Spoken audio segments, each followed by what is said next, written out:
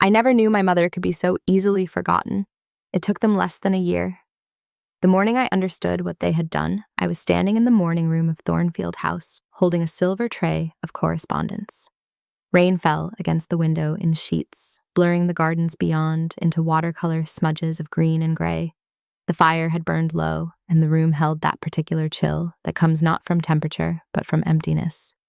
My stepmother's voice carried from the drawing room, bright and certain, explaining to callers that the house had always belonged to the Ashworth family, passed down through her husband's line for generations. She did not stumble over the lie. She did not pause. I set down the tray with such care that the silver did not make a sound. My mother had brought Thornfield House to my father as her dowry. She had been an only child, the last of the Bellamy line, and this house had been her inheritance, her birthright. Her name made stone and glass and ancient oak. The marriage settlement had been carefully drawn. I had seen the documents once, years ago, when my mother showed me the strong box in her dressing room. She had placed my small hand on the deed and said, "This will be yours one day, Eleanor. Remember that it was ours first. I was 10 years old when she died. I am 23 now, and until this moment I had not understood how thoroughly they intended to erase her." My father remarried within 18 months. Caroline Ashworth was everything my mother had not been. Effusive, socially ambitious, possessed of a brother with political connections and a sister married to minor nobility. She brought nothing to the marriage but charm and expectation. My father, broken by grief and lost without my mother's quiet competence, had seemed grateful for someone to organize his life, to fill the silence with chatter, to make decisions about menus and guest lists and what should be done with my mother's belongings. The belongings went first. Portraits were relocated to less prominent rooms. Furniture was reupholstered. My mother's writing desk, where she had kept the household accounts with meticulous precision, was replaced with a more fashionable piece. The gardens she had designed were redesigned. Every alteration was presented as improvement, modernization, a natural evolution of taste. I had said nothing. I had been a daughter in mourning, then a young woman under her father's roof, subject to her stepmother's management. I attended the correct events, wore appropriate clothing, spoke when addressed, and maintained the composure my mother had taught me. I watched my childhood home transform around me, like a room reflected in water, recognizable but distorted, until I could barely trust my own memory of what had been. But the house had been hers, the house had been my inheritance. And now Caroline was telling visitors that it had always been Ashworth property. I stood in the morning room until my heart beat, steadied and my hands unclenched. Then I went upstairs to my mother's old dressing room, which had been converted into a sewing room, and I opened the strong box I had hidden beneath floorboards after my father's remarriage. Inside were the marriage settlement, the deed to Thornfield House, my mother's will, and a strand of pearls that had belonged to her grandmother. South Sea pearls, luminous and perfect, strung on silk that had been renewed every 5 years for 3 generations. I took out the papers and read them in the gray afternoon light. The house had been settled on my mother in fee simple. Upon her death, it would pass to her children. If she died without children, it would revert to her family line. But I existed. I was her child. The house should have been mine at her death, held in trust until my majority. My father had lifetime occupancy only through his marriage to her. Caroline had no claim to Thornfield House. Neither would any children she might bear my father. Yet somehow no one seemed to remember this. The documents existed, but they existed in a strong box beneath floorboards, not in the hands of lawyers or in my father's study. When I was younger, I had assumed my father maintained the arrangements properly. I had trusted that the adult world operated according to law and honor. Now, holding the deed in my hands, I understood that documents were only as powerful as the people who wielded them. And I had been too young, too grieving, too carefully taught to be obedient and quiet, to wield anything at all. I was not too young anymore. The rain continued through the evening and into the night. I sat in my room with the papers spread across my writing desk, copying every word, every clause, every signature, and seal. I worked by candlelight, filling page after page with evidence in my own careful hand. When I finished, I wrapped the original documents in oiled cloth and placed them in a box that I would send to my mother's sister in Bath. The copies I folded into my correspondence case. Then I took out the pearls. They were cool and heavy in my hands, each pearl perfectly matched, glowing with that particular luster that cannot be imitated. My mother had worn them on her wedding day. She had worn them to every significant event of her life. I remembered the weight of them against her throat, the way they caught lamplight, the way my father would touch one pearl gently with his fingertip when they stood together before a mirror, adjusting her cloak. She had promised them to me. She had said they would be mine when I came of age. Caroline had tried to claim them after my mother's death. My father, in his fog of grief, had nearly acquiesced. I had locked myself in my room with the pearls and refused to emerge until he promised they would remain mine. It was the only time I had fought for anything. I had been 13 years old and half wild with loss. Now I held them again and understood what they represented. Not merely wealth or beauty or tradition, but proof.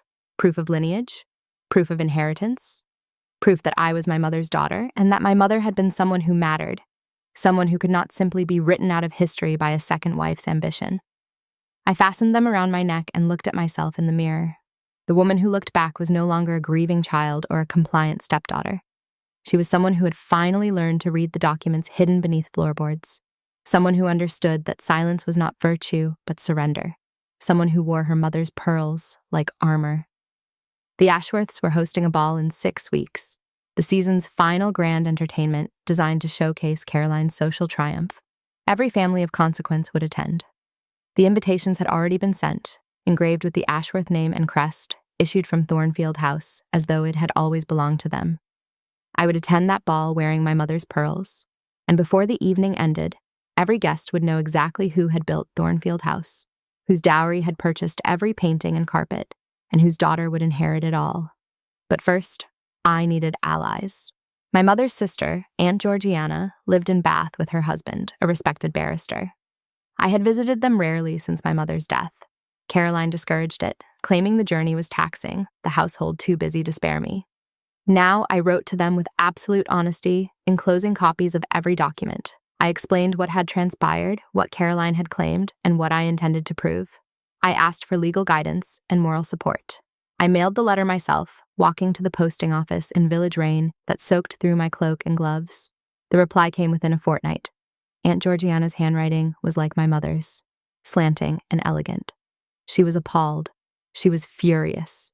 She had assumed, as I had, that my father had managed the estate properly. Her husband would review the documents immediately. They would come to Thornfield House for the ball, and they would bring their solicitor. "Your mother would be proud of you," Aunt Georgiana wrote. "She knew you had her strength. I am sorry it took us so long to see it." I kept the letter in my pocket and read it when I needed courage. The weeks before the ball passed with excruciating slowness. I watched Caroline orchestrate every detail, the musicians, the flowers, the menu, the guest list. She moved through Thornfield House as though it belonged to her, ordering furniture rearranged, selecting which rooms would be opened, instructing servants with casual authority. My father deferred to her in everything. He had become a spectator in his own life, content to let Caroline manage what he had never wanted to manage himself. I wondered if he even remembered the truth, or if grief had made him willing to accept whatever story was easiest to believe. I attended the planning sessions when required, offering suggestions about flower arrangements and seating charts. I was perfectly pleasant. I complimented Caroline's choices. I appeared to be exactly what I had always been, a dutiful stepdaughter, grateful for her stepmother's guidance, unremarkable and unambitious. Only once did Caroline look at me with something like suspicion. It was 3 days before the ball, and I was descending the main staircase wearing the pearls. I had begun wearing them every day, publicly, as though they were simply another accessory. Caroline had stopped me in the entrance hall, her gaze fixed on my throat. "Those are rather fine pearls for daily wear," she said. "They were my mother's," I replied. I thought it appropriate to wear them in her house. Something flickered across her face. Calculation, perhaps, or recognition of a challenge she had not anticipated. But she only smiled and said, "Of course. How sentimental of you." She had no idea what the pearls meant. No idea that I wore them not as sentiment, but as declaration. The night of the ball arrived with unseasonable warmth. The gardens glowed with lanterns, and the house blazed with candlelight. Carriages arrived in a steady stream, depositing guests in silk and jewels and perfectly tailored evening clothes. Music drifted through open windows.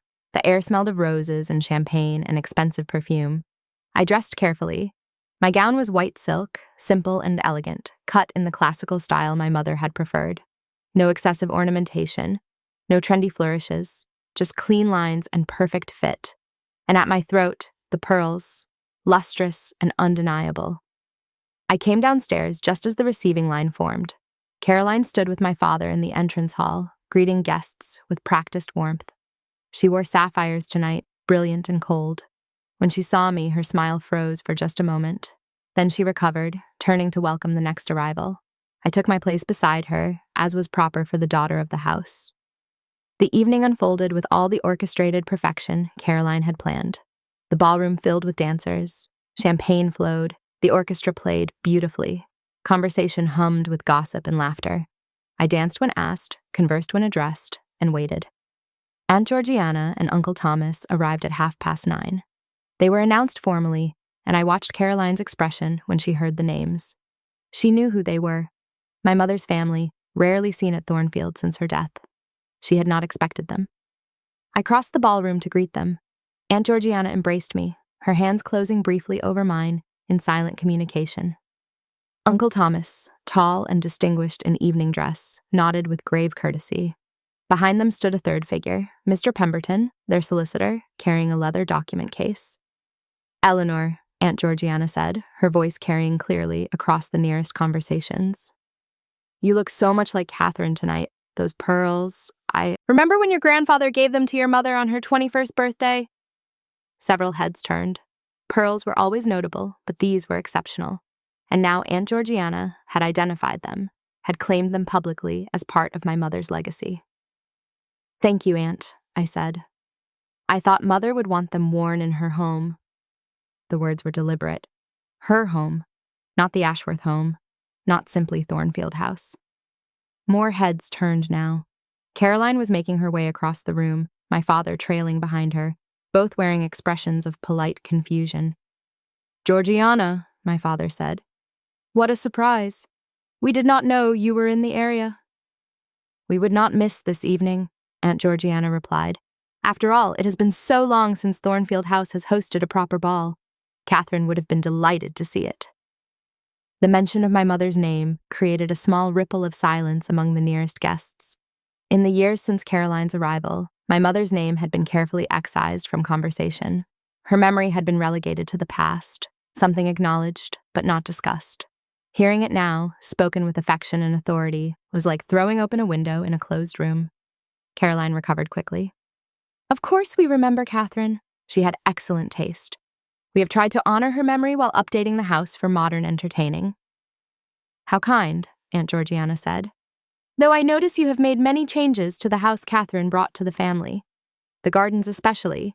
She designed them herself, you know. Studied botanical architecture for years. It was quite unusual for a woman of her generation. The crowd around us had grown. Guests were listening now with undisguised interest. Society loved nothing more than a hint of conflict beneath polite conversation.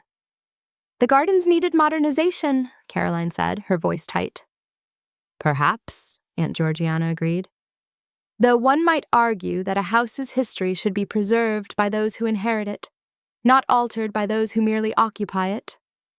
The words landed like a slap, delivered with a silk glove. Several guests glanced at one another. The distinction between inheritance and occupancy was not subtle. Caroline's face flushed. I am not sure what you are implying. I am implying nothing, Aunt Georgiana said calmly. I am stating fact. Thornfield House was my sister's property, brought to her marriage as her inheritance. It remains her property, legally, to be passed to her children. In this case, to Eleanor. The silence now was absolute. Even the orchestra seemed to falter. Every eye in the ballroom was fixed on our small group. My father looked stricken. Georgiana, this is hardly the time. On the contrary, Uncle Thomas interjected, his barrister's voice cutting through the tension. This is precisely the time. Mr. Pemberton has reviewed the marriage, settlement, and deed at our request. We have brought the original documents tonight, along with copies to be filed with the courts. Eleanor has been deprived of her rightful inheritance through what can only be described as deliberate obfuscation. He nodded to Mr. Pemberton, who opened his document case and withdrew a folder. These are the deeds to Thornfield House, the solicitor said, addressing the assembled guests as much as my father. They clearly established that the property was settled on Catherine Bellamy, with provision for inheritance by her children. There is no ambiguity in the language. This house belongs to Miss Eleanor Ashworth by right of her mother's estate. Caroline had gone pale. "This is absurd. William, tell them." But my father was staring at the documents in Mr. Pemberton's hands with an expression I could not quite read. Confusion, certainly, but also something else. Memory, perhaps. Recognition of a truth he had allowed himself to forget. "The papers were in Mother's strongbox," I said, speaking for the first time since the confrontation began. My voice was steady, clear, and it carried to every corner of the ballroom. "I found them after she died. I copied them. I sent them to Aunt Georgiana for legal review. The house is mine. It has always been mine, and I will not stand silent while my mother's name is erased from her own property." I touched the pearls at my throat, drawing every eye to them. "These belong to my mother, and her mother, and her mother's mother. They represent a line of women who owned property, who made choices, who left legacies. I wear them tonight as a reminder that women are not easily forgotten, no matter how convenient their absence might be for others." The room had erupted in whispers. Fans fluttered. Guests leaned toward one another, already composing the story they would tell at breakfast tables across the county. Caroline stood frozen, her careful social triumph disintegrating around her. My father looked between us, lost and bewildered, finally understanding what he had allowed to happen through inattention and grief. Lady Pemberton, one of the county's most formidable social arbiters, stepped forward from the crowd. "Well," she said, her voice carrying the weight of judgment, "I must say this is quite illuminating. I had wondered about the Bellamy connection. Catherine was an excellent woman. Her daughter clearly inherits her strength." Other voices joined hers, murmurs of agreement, sympathetic glances directed toward me, cold appraisal of Caroline, who had been caught in an act of social dishonesty far more damaging than any financial impropriety. She had tried to claim a history that was not hers. She had attempted to erase a woman's legacy. In the moral economy of our world, this was unforgivable. The ball continued, but its nature had transformed. I was no longer the quiet stepdaughter in the background. I was the daughter of Thornfield House, the rightful heir, the young woman who had defended her mother's name with documentation and pearls and perfectly timed revelation. Guests sought me out to offer congratulations and share their memories of my mother. Aunt Georgiana stayed close, her presence a bulwark against any remaining opposition. Caroline disappeared early, pleading a headache. My father remained, bewildered and diminished, accepting condolences like a man at his own funeral. He approached me near midnight, as the crowd was thinning. "Eleanor," he said, "I did not know. I never meant—" "You forgot," I said quietly. "You were in pain and you forgot, or you chose to forget because it was easier. But forgetting does not change what is true. This was Mother's house. It is my house. And I will not let her be forgotten."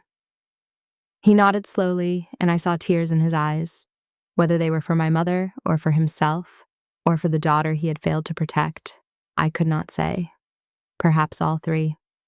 The final guests departed near dawn. The house fell silent, except for the sounds of servants clearing champagne glasses and extinguishing candles. I stood in the entrance hall, still wearing the pearls, and looked at the portraits on the walls. My mother's portrait had been moved to a dimly lit corridor years ago. Tomorrow, I would have it returned to its proper place. Tomorrow, I would begin the work of restoring what had been taken. But tonight, I simply stood in the house that had always been mine and felt the weight of vindication settle around me like a cloak. The legal proceedings took 3 months. The documents were irrefutable. Mr. Pemberton filed them with the courts, and Uncle Thomas managed the negotiations with my father's solicitors. It was determined that my father would retain lifetime occupancy rights as specified in the original settlement, but all decisions regarding the property would require my approval. Caroline would have no claim and no authority. She left Thornfield House 6 weeks after the ball, returning to her family in London. My father remained, a smaller presence now, diminished by the revelation of his failures. We spoke occasionally, politely, about household matters. I did not forgive him, but I did not punish him either. He would live out his life in a house that was mine, remembering the woman he had let be erased and the daughter he had failed to defend. I restored the gardens to my mother's original design. Working from her botanical drawings, I returned her furniture to the main rooms. I hung her portrait where it belonged, in the drawing room, above the fireplace, where every visitor would see it first. Beneath the portrait, I placed a brass plaque. Catherine Eleanor Bellamy, 1831 to 1871. She built this house with intelligence and grace. The season ended. Society moved on to new scandals and entertainments. But in the county, among the families who mattered, I was no longer invisible. I was the young woman who had defended her inheritance with documents and determination. I was my mother's daughter, and everyone knew it. I wear the pearls often, now. Not every day, but on occasions that matter. When I sign contracts related to the estate. When I attend social functions where I represent Thornfield House. When I need to remember what it took to reclaim what should never have been taken. Sometimes, late at night, I stand in my mother's old dressing room and touch the pearls where they rest in their case. I think about the strong box beneath the floorboards, about the girl who hid documents instead of fighting for them, about the years I spent silent and compliant while my mother's legacy was systematically erased. I do not regret my silence during those years. I was a child, then a young woman with no power, no allies, no understanding of how to wield the tools available to me. But I learned. I learned to read documents, to copy evidence, to build alliances, to choose my moment, and to speak with absolute clarity when silence was no longer possible. The revenge I took was not violence or cruelty. It was simply truth, delivered with precision and certainty in a room full of witnesses. It was the restoration of a name that should never have been forgotten. It was wearing my mother's pearls to a ball in her house and claiming, finally, what had always belonged to us. I have learned that vindication is not the same as vengeance. Vengeance destroys. Vindication restores. It returns things to their proper order. It reminds the world that some truths cannot be buried beneath new wallpaper and convenient forgetting. My mother built Thornfield House with her inheritance, her intelligence, and her vision. She filled it with beauty and purpose. She intended it for me, her daughter, her legacy. They tried to erase her name, to pretend she had never mattered, to write her out of the history of her own home. But I wore her pearls to the ball, and I spoke her name, and I presented the documents that proved what had always been true. And now, when people speak of Thornfield House, they speak of Catherine Bellamy first. They remember. They know. And that is all I ever wanted, for my mother to be remembered, in the house she loved, by the daughter who refused to let her be forgotten. The pearls catch lamplight as I fasten them around my throat, preparing for another evening, another gathering where I will represent not just myself, but the legacy I have reclaimed. They are cool and perfect against my skin, and they remind me that some inheritances cannot be stolen, only temporarily obscured, waiting for the right moment and the right woman to bring them back into the light.